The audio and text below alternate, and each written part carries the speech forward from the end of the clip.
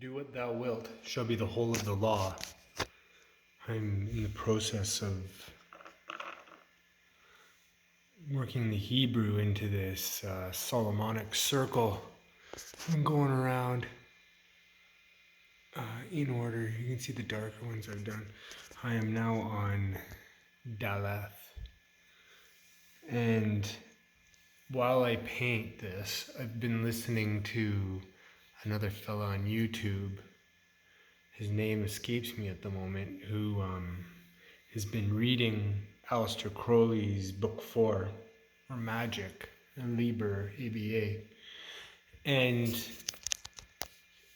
it came to a point when they began talking about the magical journal, and that's what made me want to make this video before I forgot about it, is because it's kind of the route for me to start making videos. It's kind of an experiment for me to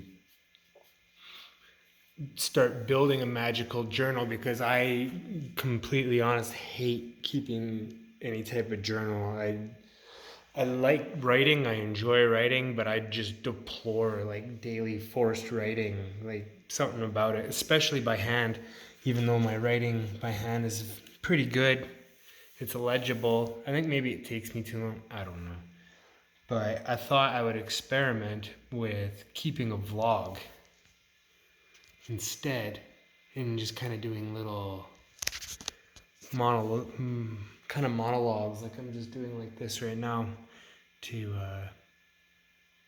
I don't know if you can tell or not, man. I smoked a massive amount of weed before I fucking started painting these today. It's been awesome.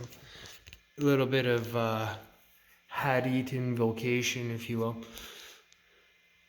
So, on that note, bringing up like thalamic flavor, this is a Solomonic circle that is in the ARS Goetia. There's another fella on YouTube. He's pretty well known. He does rituals, like goetic rituals, but it's like a thalamic circle in a thalamic ritual. It's different. It's interesting. I don't know where the source for that comes from, but Crowley recommends the AA recommends this style of Goetia to this day on their website. So I mean, this is what I'm gonna go with. And Crowley in Liber ABA, he said like those Liber ABA rituals, that conventional kind of like Golden Dawn style works best, even presumably over his own thalamic interpretations, or whatever, the star ruby, star sapphire, that. Anyway, that's why I chose the inside of these hexagrams to be green, because it says in the ARS Goetia, Crowley says, like in the coloring of this circle, to choose blue or green. And I chose green for two reasons. One, the snake, I've made that green, and it's the same green, same paint, less money, right? Man, that's one reason.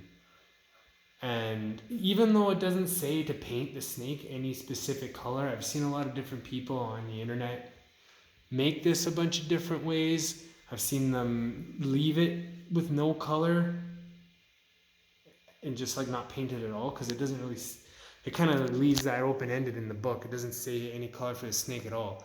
I've seen people color each segment of the names the color of the Sethurot that they correspond to, so it's kind of like a rainbow going around. And I get that, that's pretty cool.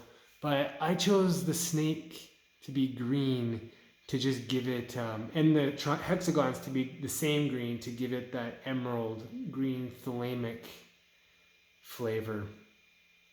There's a passage in Gunther's book, The Angel in the Abyss, the first one, where he talks about, or he describes in that book the significance of emerald green to thalama.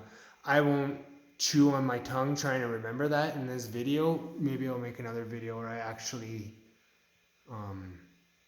read it and don't paraphrase like a fool, or even not even paraphrase, just try to remember.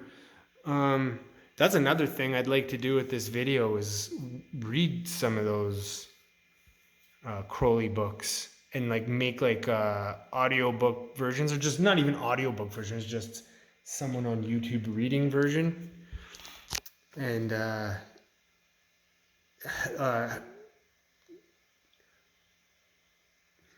yo man, I stuck right there, so that's where I'm gonna leave it.